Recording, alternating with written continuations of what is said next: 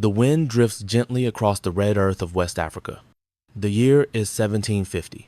Beneath the wide mango tree of an Igbo village, a 12-year-old girl listens to the steady rhythm of drums echoing across the fields. Her name is Adah. She dreams of becoming a storyteller like her mother, a woman whose voice could turn silence into wonder. But history does not wait for dreamers. Before the sun rises, that same sky will burn. Smoke will rise from the huts. Screams will replace laughter. Raiders will pour into the village, some faces familiar, others pale and strange. In a single morning, Adah's world will vanish. Her story, however, will not. What began as one child's struggle would become the whisper that refused to die. It would travel across the Atlantic, through the dark belly of ships, through the sugar fields of the Caribbean, through the centuries. This is not only the tragedy of one girl, but the echo of millions whose voices were chained and silenced. Yet Adah sang, and because she sang, the world still remembers. Before the flames, there was peace. The Igbo village where Adah was born pulsed with rhythm and routine, the crackle of firewood, the scent of yam roasting, the songs of mothers calling children home. Life was not easy, but it was theirs. Every scar, every harvest, every shared meal was part of a world that made sense. Then came the morning when the rhythm broke. It began with a tremor in the distance, the faint echo of foreign drums, out of tune, out of place. Then came the shouts. Men stormed through the fields, torches in hand, muskets flashing. Some were strangers from beyond the coast, others were from neighboring tribes, drawn by promises of iron and gunpowder. The trade in flesh had turned brother against brother. Adah's mother shouted her name, her voice swallowed by chaos. Smoke rolled across the village, thick and blinding. Adah grabbed her younger sister's hand, but it slipped away. A man dragged the girl into the flames. That scream, high, sharp, unforgettable, carved itself into Adah's heart. She hid behind a yam stack, trembling. Through the haze, she saw her friend Essie. For a moment, hope flickered until Essie pointed toward her, betraying her for a handful of glass beads. The look in Essie's eyes was not hatred, but hunger, the kind born when survival itself becomes a weapon. Iron shackles snapped shut around Adah's ankles. The metal was cold, almost alive, biting into her skin. She screamed for her mother. And somehow, through the smoke, her mother found her only long enough to press something small into her palm. A woven bracelet, rough but warm. "Remember our stories," her mother whispered. "Keep them alive." Moments later, the raiders pulled her away. That was how it began, not with conquest, not with glory, but with betrayal and fire.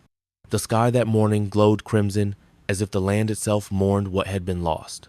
As Adah marched toward the distant coast, her wrists raw from the chains, she realized a truth older than any empire. Before the body is taken, the spirit must first be broken. And the trade in slaves was not built on ships or steel, it was built on the quiet art of forgetting. But Adah would not forget. The march to the sea lasted days, maybe weeks. Time dissolved into dust and heat. Every mile was lined with silent bodies, elders who collapsed, children who stopped moving, mothers whose arms hung empty. The earth itself seemed to recoil beneath their feet. And then, rising from the mist of the Atlantic, Adah saw it. A fortress carved from stone and cruelty. Asterisk, asterisk, Cape Coast Castle, asterisk, asterisk. It loomed like a monument to despair, built to last forever. Beneath its whitewashed walls, screams echoed through tunnels that smelled of salt, sweat, and iron. This was not a castle.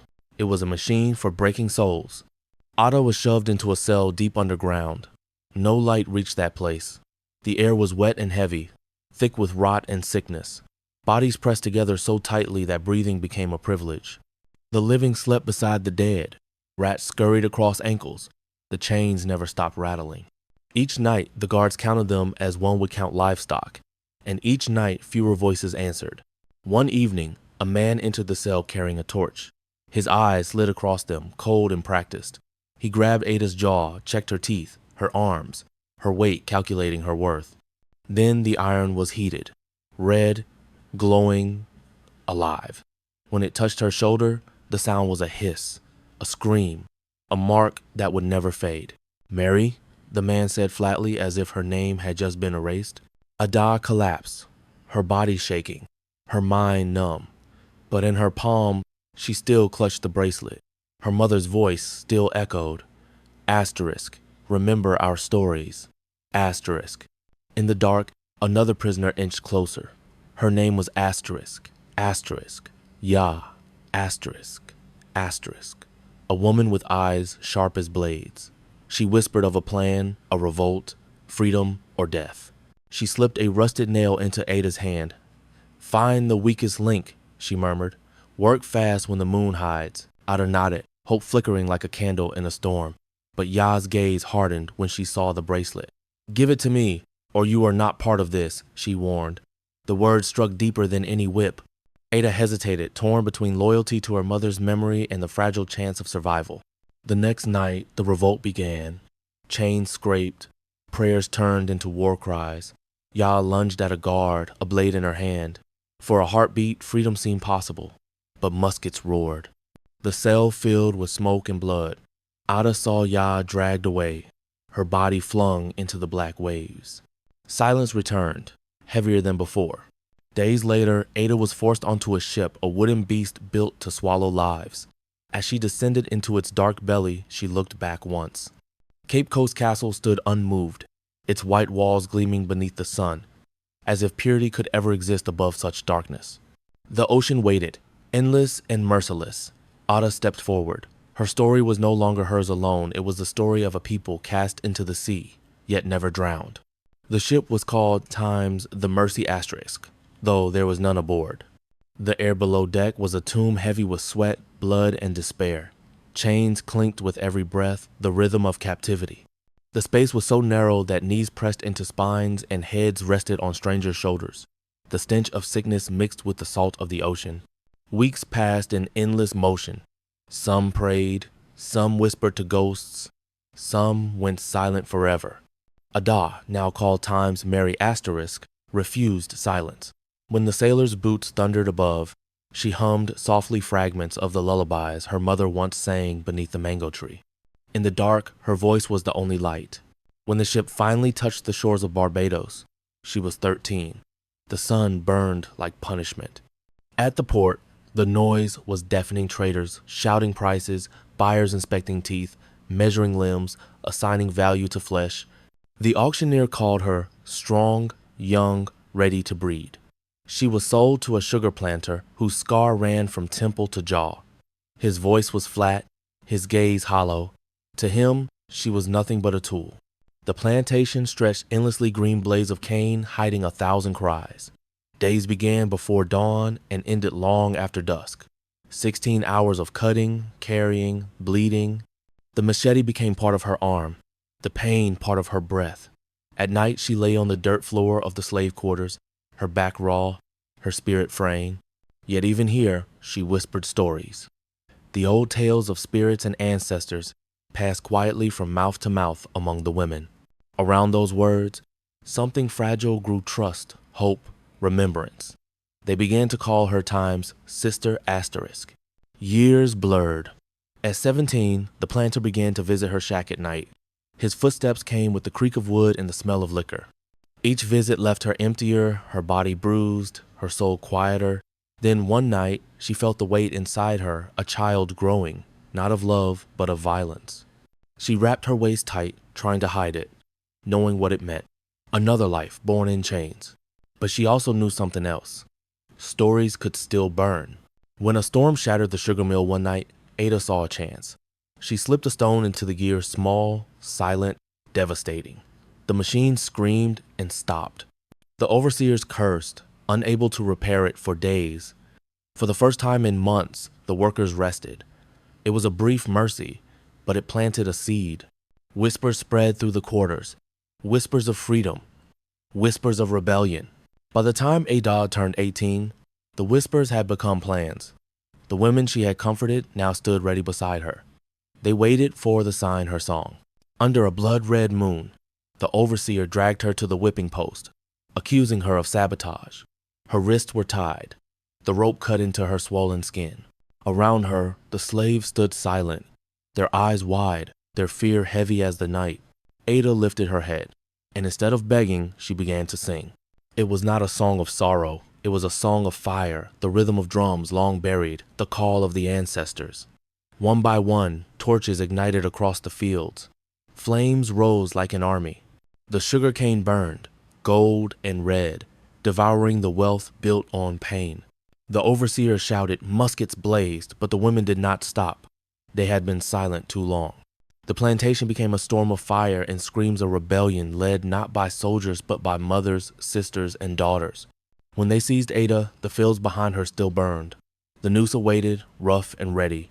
She stood tall, the heat of the flames reflected in her eyes. As the rope tightened, she sang again her mother's lullaby, the first song she ever knew. Her last word was her true name, Adah, and then the world went still. The dawn after Adah's death came quiet. The air over Barbados hung thick with the scent of smoke and sugar, the ash of burned fields drifting like snow. The overseers gathered the dead, their faces pale not with pity, but with fear. They had seen something they could not name, the moment when obedience turned to defiance, when silence found its voice. Adah's body was buried at the edge of the plantation, unmarked and unspoken of. The planter ordered her name never to be mentioned again. But memory is stubborn. It seeps in the soil and whispers through the wind. At night, when the moon was high, the women still sang. They sang her lullaby soft at first, then louder, until it rolled through the quarters like a secret prayer. They sang of a girl who burned sugar instead of candles, who sang instead of begged, who died but refused to disappear. Years passed. The rebellion was crushed, but something had shifted. On the surface, the plantations returned to order. The cane grew again. The ships came and went as before. But beneath it all, a different rhythm beat, a rhythm of remembering. Adah's story spread quietly from one island to another, from one generation to the next. The elders began calling it times the Song of Adah *. Mothers hummed it while braiding their daughters' hair. Sailors whispered it on night watches crossing the same ocean that had stolen her. Even in faraway lands where the language changed, the melody remained. It became more than a memory.